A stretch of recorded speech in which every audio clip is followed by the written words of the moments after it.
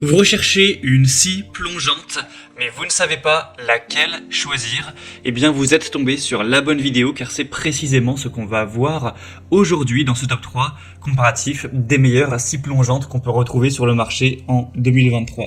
Donc si vous avez besoin de réaliser des coupes vraiment très précises, la scie plongeante pourra être le bon choix pour vous car avec la règle guidée, ça vous permettra d'aller faire des coupes vraiment totalement droites avec une très grande précision.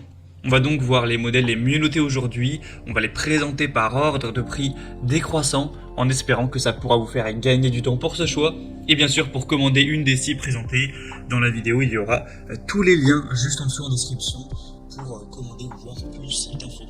Allez, on va commencer avec le premier modèle qui sera la Makita DSP 600, donc une scie plongeante sans fil. Alors le produit que je présente est livré seul, donc si vous voulez avoir la batterie et le chargeur, il faudra payer un petit peu plus et les prendre en plus, à moins que vous possédiez d'ores et déjà la batterie universelle Makita compatible, c'est il me semble à 36 volts.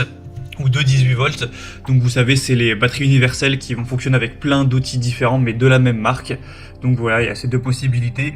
Après le prix de la batterie n'est pas excessif quand on le compare au prix directement de la scie plongeante. C'est donc un modèle qui est extrêmement bien noté avec 4,8 étoiles sur 5 en moyenne sur plus de 770 évaluations.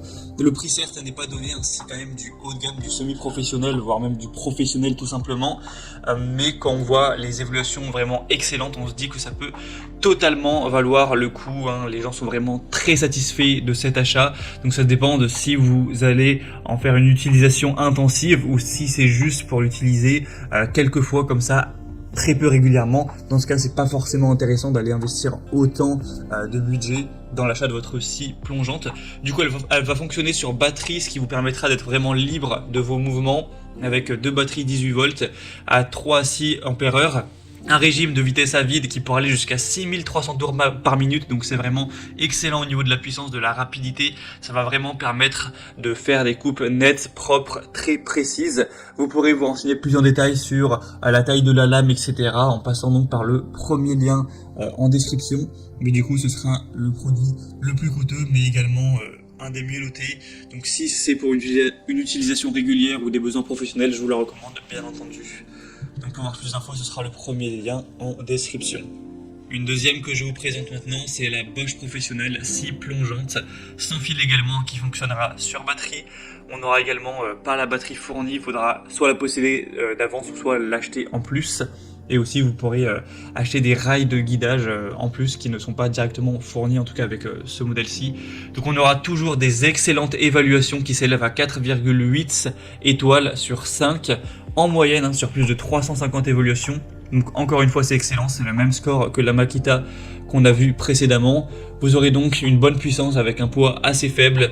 Ce sera vraiment un produit qui sera de grande qualité avec une conception compacte qui vous permettra de réaliser encore une fois des coupes droites et précises tout en n'étant pas encombré d'un fil puisque ça marchera sur batterie avec une poignée qui sera avec un revêtement antidérapant, donc vraiment facile à saisir, un tube de graisse, tout ça dans un coffret, donc c'est vraiment l'essentiel, tout ce dont on peut avoir besoin pour une scie plongeante de qualité.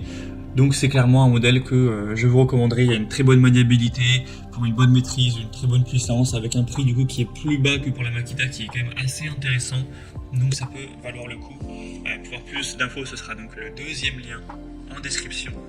Et on va terminer avec un modèle beaucoup plus accessible, beaucoup plus entrée de gamme, c'est la Einel scie plongeante, donc le modèle TEPS 165, un modèle à 1200 watts de puissance nominale, avec un diamètre de lame classique à 165 mm et 48 dents.